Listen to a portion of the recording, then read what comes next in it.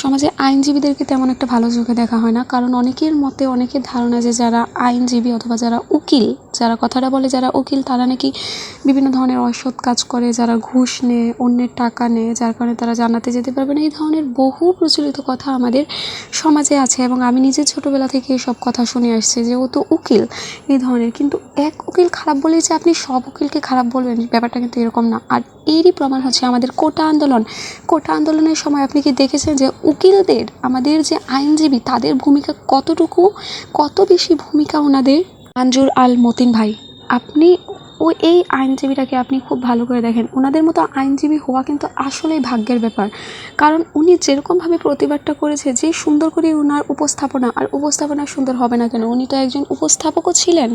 উনি একজন উপস্থাপক ছিলেন এবং বেশি উনি আমাদের দেশের জন্য, রাষ্ট্রের জন্য উনি একজন আইনজীবী হয়ে দাঁড়িয়েছেন এবং অন্যায়ের পক্ষে, অন্যায়ের বিরুদ্ধে উনি কোনো দিন কোনো কথা বলেন না। ওনার যেরকম উপস্থাপনা সুন্দর ছিল, আজকে আমি যে দেখলাম যে মতিন ভাই যিনি আছেন আইনজীবী, ওনার এত সুন্দর করে উনি কথাটা বলছে, অন্তের রক্ষা করতে এসেছে, কারো বাপের প্রয়োজনে আসেনি। কথাটা একদম গায়ে লেগে যায়। কেন জানেন? কারণ ওনারা আসলে আসল মানুষের পরিচয় কিসে, যদি আপনারা না দেখে থাকেন তাহলে দেখেন যে আসল মানুষ কাকে বলে।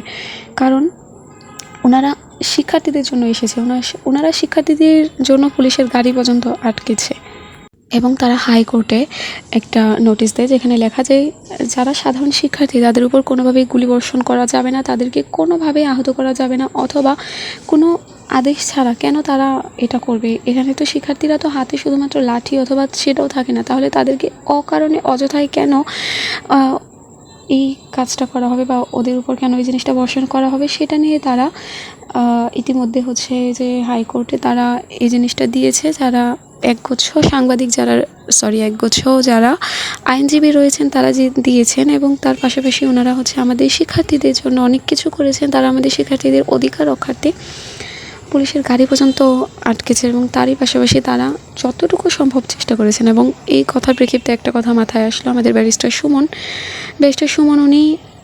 ওনাকে দেখেছি, উনি অনেক মহান, অনেক ভালো ভালো কাজ করেছে, কিন্তু এই সময়টাতে উনি কিন্তু খুবই কথা বলা থেকে বিরত রয়েছেন। এবং যখন উনি কথা বলেছিলেন তখন দেখলাম একটু বিরূপ কথা বলেছিলেন আমাদের শিক্ষার্থীদের নিয়ে, যে এটা নাকি যুক্তি সম্পন্ন নয় বা এই ধরনের একটা কথা উনি বলেছিলেন। তো যাই হোক, এখন আবার আজকে দেখলাম যে আরেক রকম কথা। এখন উনি সুর পাল্টাচ্ছেন কি না তা আসলে বলার বাহিরে, কিন্তু এই যে আইনজীবী মতিনের মতো মানুষ হওয়া কিন্তু আসলে খুবই কঠিন, এবং এরকম সহজ সরল একজন মনের মানুষ। এবং এ ধারায় প্রমাণিত হয় যে সকল আইনজীবীরাই কিন্তু খারাপ হয় না, ওনারা সত্যের পথে আছে, ওনারা সত্যর সাথে আছে এবং আজকেও তারা রাস্তায় আছে এবং সকলের জন্যই আছে।